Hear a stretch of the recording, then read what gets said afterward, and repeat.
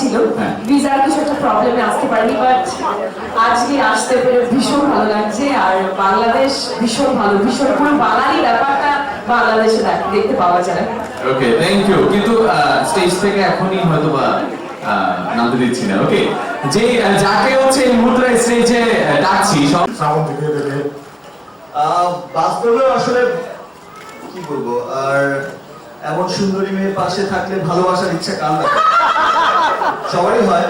আর একটি কথা তো অনেক জেনে গেলাম শ্রাবন্তীর মুখ থেকে, আগে শুনে আসলাম, মানে শুনে ফেললাম, জেনে গেলাম, সেটা হচ্ছে শ্রাবন্তী রান্না করতে অনেক ভালোবাসে। আর আমার বাসার খাবার খেতে অনেক ভালো লাগে।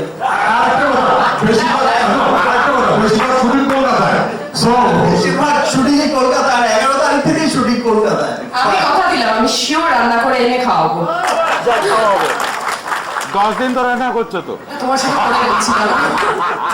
আচ্ছা শ্রাবন্তী আপু, আমি নাও জার্নালিস্টের পক্ষে, মেবি আপনি ফার্স্ট টাইম সাকিব খানকে আগে হয়তো নেটে।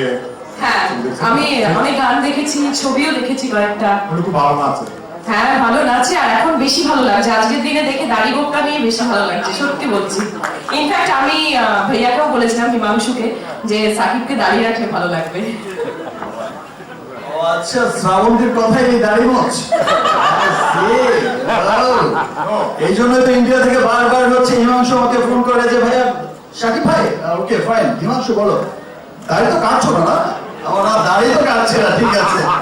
আবার দুদিন পর ফোন, সাকিব ভাই দাড়ি তো কাটছো না?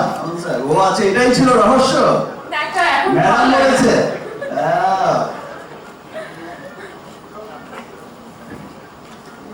ও তাদের কোশ্চেন, ওকে নাও। আচ্ছা, সাংবাদিকদের কোশ্চেনটা আমরা পরে দিই নাকি এখনই করতে চাচ্ছেন আপনারা? হ্যাঁ, সাংবাদিকরা বলেন। আমরা now we start the casual program, formal program is finish now. যাদের একটা ইংলিশ স্টাইল আছে প্রোগ্রাম করে ক্যাজুয়াল হতে, আমরা কি এখন নাও ক্যাজুয়াল হতে যাচ্ছি? ভাই মাইক্রোফোনগুলো নিয়ে নেন, একটু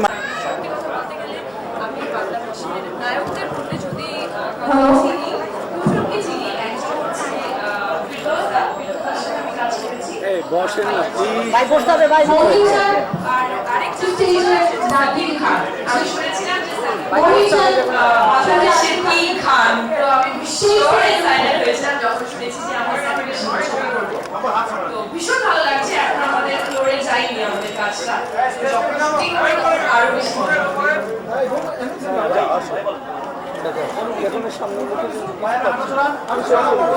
আমিও আগে বলছি যে আমিও ভীষণ এক্সাইটেড এই কাজটা নিয়ে, আমি খুব আশাবাদী ছবির গল্প, ছবির বাংলার যে প্ল্যানিং এই ছবিটি নিয়ে, সুন্দর চমৎকার একটি গল্পের ছবি, চমৎকার অ্যারেঞ্জমেন্টের ছবি, সবকিছুই খুব যত্ন নিয়ে করা হচ্ছে। আই হোপ যে এই ছবিটা যতগুলো কোঅপারেশন হয়েছে আমাদের দু বাংলার, তার মধ্যে ব্যবসা সফল একটি ছবি হবে, এই আশা নিয়ে আমি এই আশাই আমি ব্যক্ত করছি। ইনশাআল্লাহ আপনারা সবাই দোয়া করবেন আমাদের জন্য, যেন আমাদের এই ছবিটি সত্যি সত্যি সবচেয়ে বড় শ্রাবন্তী সম্পর্কে বলার তো কিছু অপেক্ষা রাখেন, আপনারা সকলেই জানেন, বাংলা সকলেই জানেন, বাংলা তো জানি, এখানকার সবাই জানেন শ্রাবন্তী ওখানকার বিগ স্টার, বিগ সুপারস্টার। আমিও অনেক এক্সাইটেড, আমরা দুজন একসাথে কাজ করবো। তো যে বিষয়টা আগে ছিল যে ওপার বাংলার এপার বাংলার একসাথে কাজ করতো, বিদেশের শিল্পীরা একসাথে কাজ করতো, পরিচালক কলাকুশলীরা একসাথে কাজ করতো, দু বাংলা মিলে বড় বড় সিনেমা তৈরি হতো। এই শিকারী ছবিটি দিয়ে তার আবার একটা বড় যাত্রা শুরু হলো। আচ্ছা, কারো কোশ্চেন থাকে মাইক্রোফোন নিয়ে নেন, আপনারা কোশ্চেন করেন। আচ্ছা, আমি প্রযোজক সমিতি, পরিচালক সমিতি এবং অন্যান্য সংগঠনের নেতৃত্ব ছিল, এবং ওপার বাংলা থেকে জিত ছিল, তাদের আর্টিস্ট অ্যাসোসিয়েশন, তাদের প্রডিউসার অ্যাসোসিয়েশন, তাদের ডিরেক্টর অ্যাসোসিয়েশন, তাদের ইম্পায়ার প্রযোজক ছিল।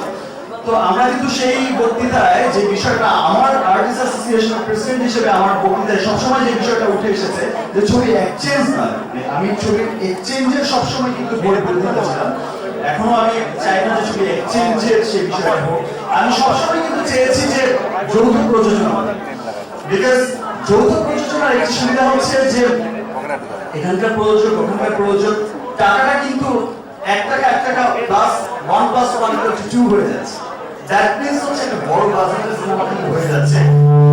একটা বড় বাজেটের সিনেমা কিন্তু কারোই গায়ে লাগছে না, এখানকার প্রযোজকের গায়ে লাগছে না, সেখানকার প্রযোজকের গায়ে লাগছে না। রুলসের যে কথাগুলো বললেন, রুলস দেখার জন্য কিন্তু আসলে একটা কমিটি আছে, আর কমিটির রুলস দেখেই কিন্তু এটা হচ্ছে আমার প্রথম সিনেমা যৌথ প্রযোজনার। এ যাবৎ আমার মনে হয় অনেক সিনেমা রিলিজ হয়ে গেছে যৌথ প্রযোজনায় নির্মিত। কিছুদিন আগেও অনেকগুলো সিনেমা রিলিজ হয়েছে যৌথ প্রযোজনায়। তো সেই কমিটি কিন্তু সেই নিয়ম কানুন দেখেই তো ছবিগুলো সেন্সর দিয়েছে। আর যদি কোনো নিয়ম কানুন সেখানে না মানা হয়ে থাকে, তাহলে আমার মনে হয় যে এই প্রশ্নটা শিল্পী শাকিব খান বা আর্টিস্ট অ্যাসোসিয়েশন প্রেসিডেন্ট শাকিব খানকে না করে সেই কমিটির লোকজনকে করাই উচিত। Thank you. আরেকবার করবেন প্লিজ কোয়েশ্চেনটা আমাকে। আপনি বাংলাদেশে প্রথম ছবি করতে আসছেন, তাই না? একদম। কেন আপনি এই বাংলাদেশে প্রথম ছবিটা আসছেন? কি এই মধ্যে শিকারের মধ্যে কি এমন গল্প ছিল বা কি আপনাকে আকৃষ্ট করলো যে আপনি ছবি করতে আসছেন? প্রথমে বলি, একদম মন থেকে যেটা বলছি সেটা হচ্ছে ধানুকা জি, অশোক ধানুকা, হিমাংশু ভাইয়া, এরা আমার ভীষণ ভীষণ কাছের মানুষ। আমি যখন 2008-এ কামব্যাক করি, আমাকে বিশ্বাস করে ওদের ছবিতে আমাকে কাস্টিং করেছিলেন। তো ওদের মুখ দেখে অবশ্যই আর অনেক দিনের ইচ্ছা ছিল আমার বাংলাদেশের মানুষের সাথে জড়িত হবার। কারণ আমি জানি বাংলাদেশের মানুষ ভীষণ সরল, ভীষণ ভালো, ভীষণ ভালোবাসে আমাকে। তো আমি এই সুযোগটা আর হাতছাড়া করতে চাইনি যে বাংলাদেশ আর দুই বাংলার জয় হোক, এটা আমি আগেও বলেছি। আমি দুই বাংলার সাথে আরো কাজ করতে চাই, এটাই আমার ইচ্ছে। Thank you. আমি শিমুল, পরিবর্তন থেকে।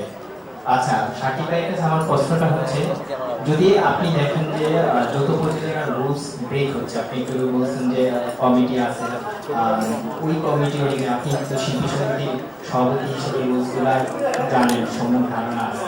কাজ করা অবস্থায় যদি দেখেন যে বাংলাদেশের শিল্পী অথবা শুটিং বা স্ক্রিপ্টিংয়ের অনেক রুলস আছে, কোনোটাই ব্রেক আছে, সেক্ষেত্রে আপনি এটা প্রতিবাদ জানাবেন কিনা বা প্রতিবাদ শুরু কাজটা সেরে যাবেন কিনা সভাপতি হিসেবে?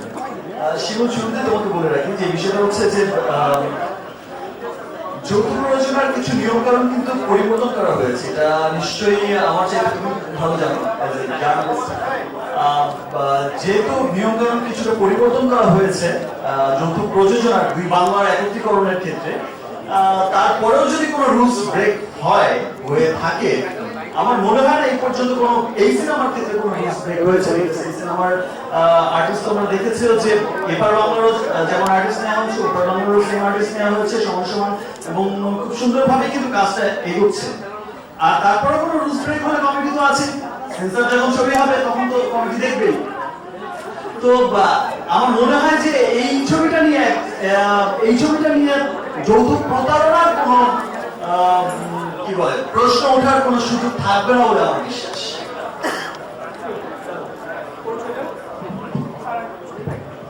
হ্যালো সাকিব ভাই, আমার নাম তানজিল আহমেদ